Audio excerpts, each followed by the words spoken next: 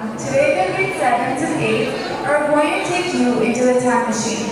We want to give you a great look at some familiar Bible stories. Except we're going to show you what would have happened if these famous Bible characters didn't have faith in God. So let's begin. We'll start with Noah, who was charged with an enormous task.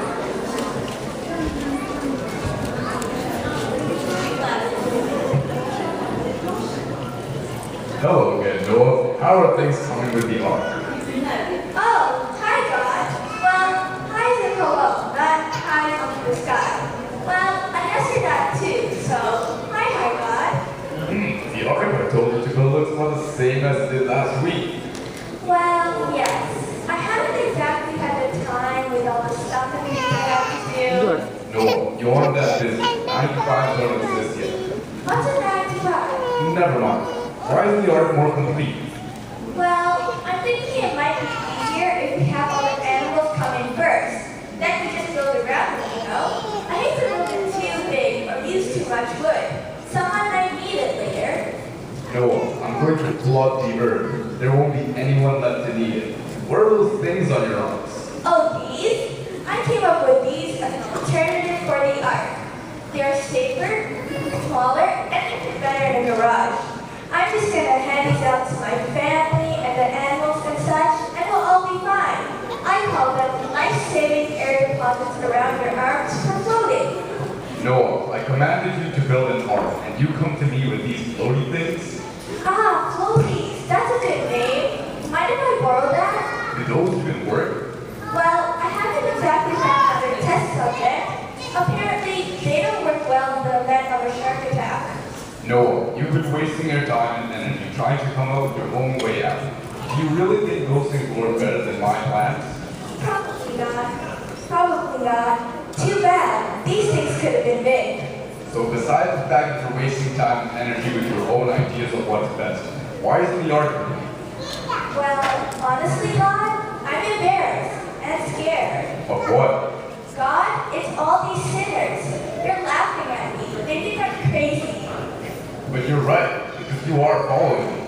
But it doesn't feel right. My wife won't even walk up the same side of the street with me. Partially because I said that dress made her look fat, but also because she doesn't want them to make fun of her too. Even the village idiots make jokes. God, it's ridiculous to build a giant boat on your front lawn. Why can't you give me something easier to do? This is hard. Noah, you have been set apart to accomplish my will. Right, but I don't see anyone else doing it, so why do I? Because I called you to it. God, I just want my normal life back. I want to do what normal people do. I'll take my chances with these. If following you were more easier and more normal, I'd do it. But I'm tired of being different.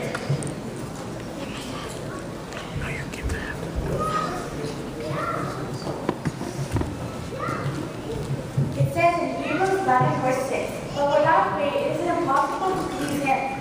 For he who comes to God must believe that he is, and he is the rewarder of those who diligently seek him. So often in the Bible, we see God asking people to do abnormal things. Now we move on to Abraham. Here's a guy who was so blessed for his faith and ability to listen to God.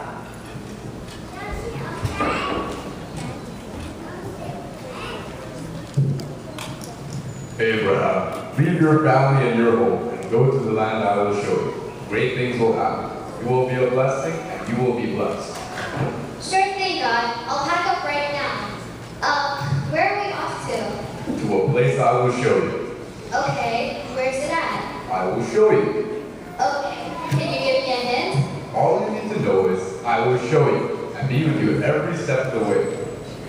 Okay, I get it. But God, there's a lot of things going on for me right now, and we're really prospering. But I have even greater things in store for you. Just go. Okay, but I'm not really feeling this whole mystery thing. I mean, what happens when I move there? Will I have all that I need? Do I need a passport? What's the crime rate there? And how will I break into Grandma that I'm leaving? The more I think about this, the more crazy it seems. This is out of my comfort zone. It's just not reasonable. But while you're here, my wife has been expecting a child.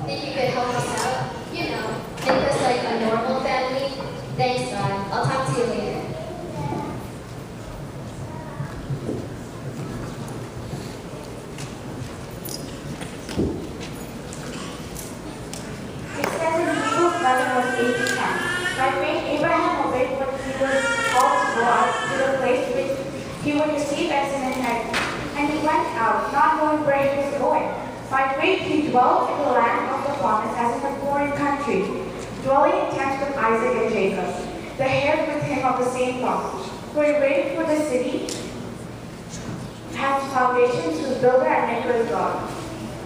And now we turn to a critical point in biblical history, the giving of the law at Mount Sinai.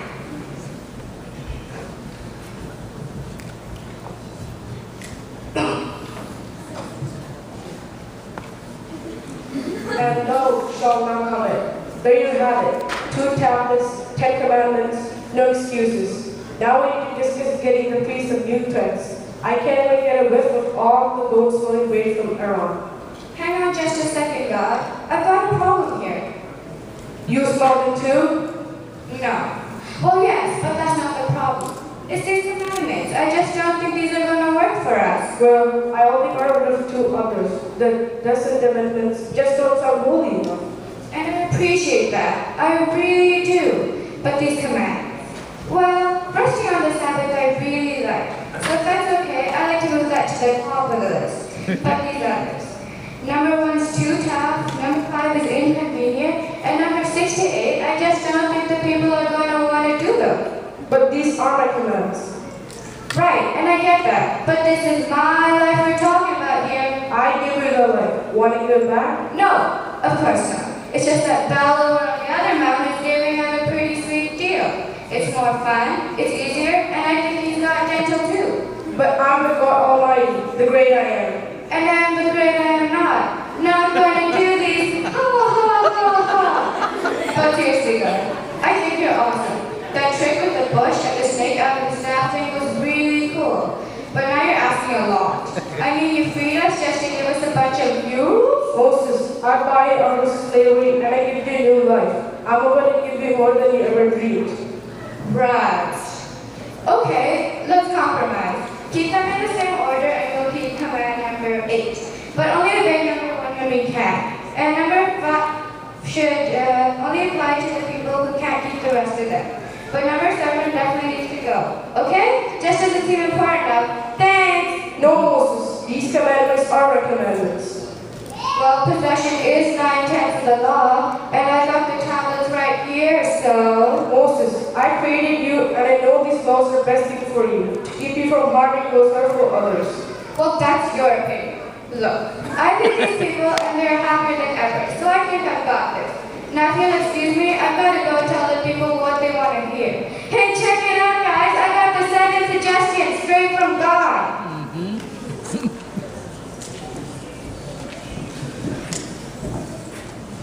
It says in Hebrews 11, verse 24 to 26, by faith Moses, when he became of age, refused to be called the son of Pharaoh's daughter, choosing rather to suffer affliction with the people of God than to enjoy the passing pleasure of sin, esteeming the reproach of Christ greater riches than the pleasures of Egypt, where he looked to the reward.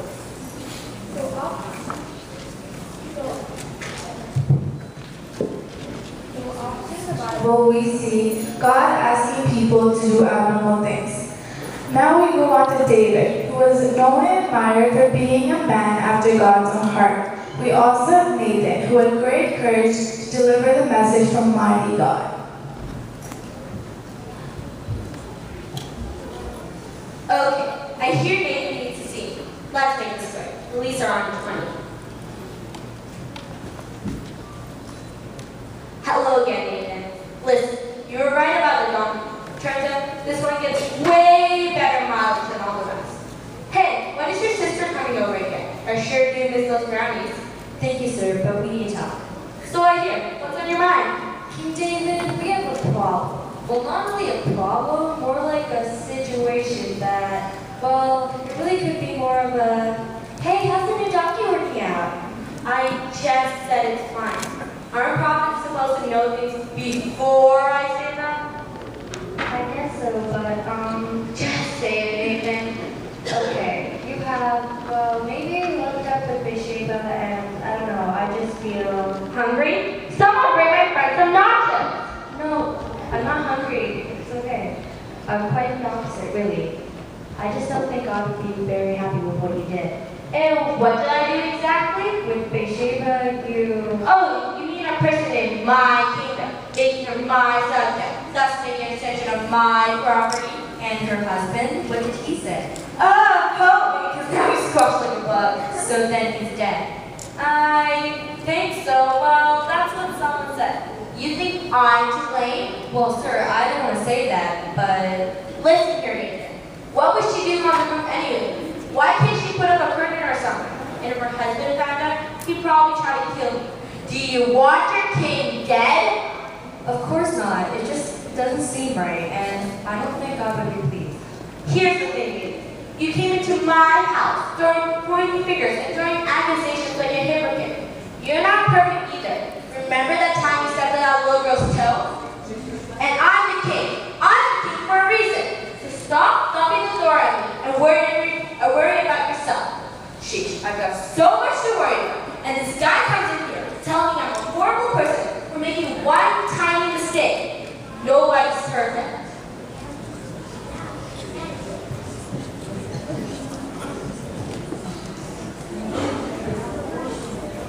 In 1 John 1 verse 9 to 10, if we confess our sins, he is faithful and just to forgive us our sins and to cleanse us from all unrighteousness.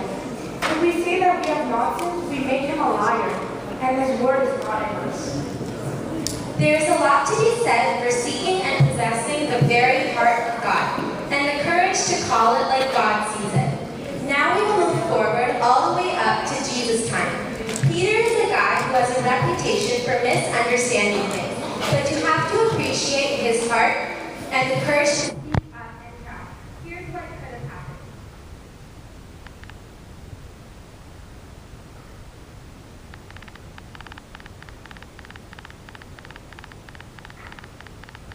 Hello? Okay, deliver back to you by Tuesday. Yeah. Okay, sounds good. Good luck. Hello, teacher. What good to hear? We have a great Sabbath going on right now. You can come right over there if you want some. Oh, Simon, I want to talk to you. Okay, Rabbi, I can explain. Really, it was Andrew's idea, and I wasn't going to go through with it, but... No, Simon, it's not that. I want you to follow me. Okay. Give me 10 minutes to finish these sales? No, I want to make you a fisherman. Is that illegal? I'm not sure we have books big enough, and worms won't work, so maybe we can use fake money or something? Excuse me, sir. I need you to sign something over here. Yes, and initials here, please. Thank you. Thank you. Thank you very much, sir. Pleasure doing business with you. No, Simon, it's not that. I will call him to myself. I need your help. Hey everyone, the teacher is right here. Come and listen. He's great. No, Simon, I want you to follow me all over the place. Okay, look, Jesus, you're the man, but I can't do that. I'm just a small businessman. You don't want... Oh, you should get that rabbi that one synagogue. He's good. No, Simon, I want you. I want you to do more for me. Look, I'm a good Jew. I throw out all the unclean fish. I go to the synagogue every Saturday. I say a prayer every night. I give my tithe. I even give 10.5%. What more can you ask of me? Drop your net and leave it there and come to follow me. Look, I do all the duties my religion requires me to. After that, I really don't see how it's feasible. I'm not a great preacher or anything, so there's really no use for me. It's not really easy to pick up a new career. And now you're back, Jesus. You can help yourself to the sandwich shop over there. I hope you help, because it's all I've got.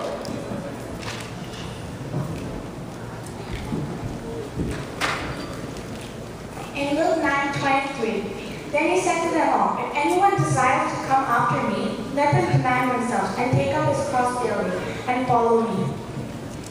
Lucky for everyone, Peter did what people like him do every day.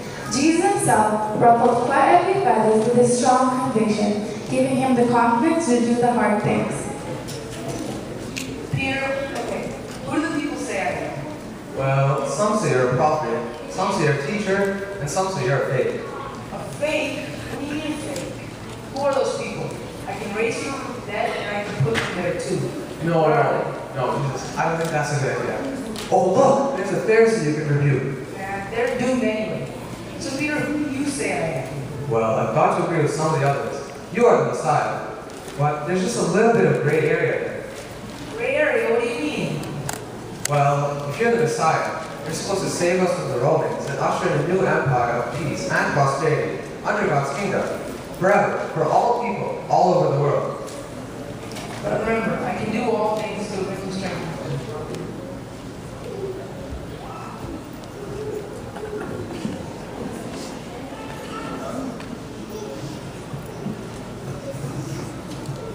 The Jesus we know remained true to his calling, and so did the Apostle Paul, and he was witness to some great things because of his knowledge of and faith in the power of God. So was his companion and author of Acts, Luke.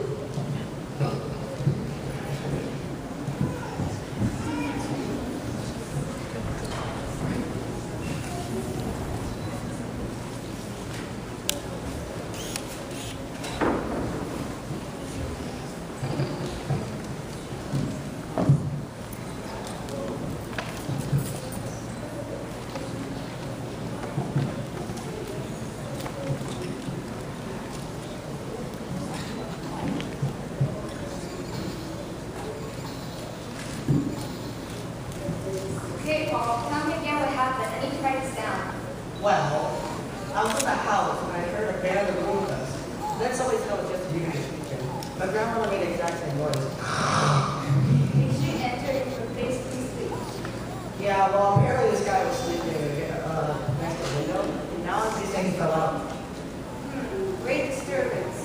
Yeah, it was terrible. I was in the middle of a joke about the farmer and the rabbi. You know that one, right? It's my favorite. Paul told another preacher joke. Yeah, well, anyway, I went downstairs and he was dead. Wait, he was dead? Now he's alive? Yeah, I felt God moving at me and him, so I held him in my arms and he was alive. So then he wasn't dead. No, he was dead. He was toast. He bought the farm, kicked the bucket, pushing up Daisy, but he was toast. Hey, Paul, I'm a doctor. People don't die and then live. They live and then die. I'm gonna write you a song. No, he was dead. Super dead. Deader than Elvis said. Hey, not hard to do. I saw Elvis yesterday. Okay, bad example, but he was dead. Okay, so he was dead. What did you do? CPR, injected his heart, use one of the shock thingies, and clear. I've always wanted to use those. No, I'm pretty sure God did it. Yeah, God did it. Okay, Paul, if someone's dead, they're dead. They're not just miraculously gonna jump up. I mean, John the Baptist isn't gonna just put his head back on.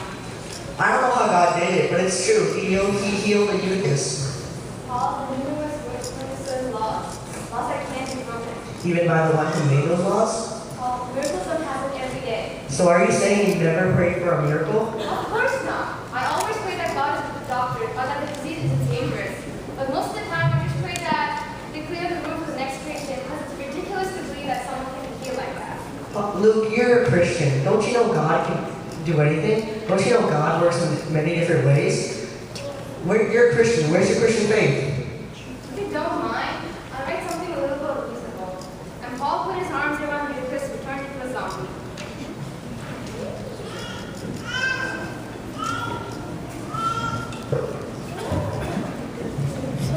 In Mark 9, verse 23, Jesus said to him, "If you can believe, all things are possible to him who believes."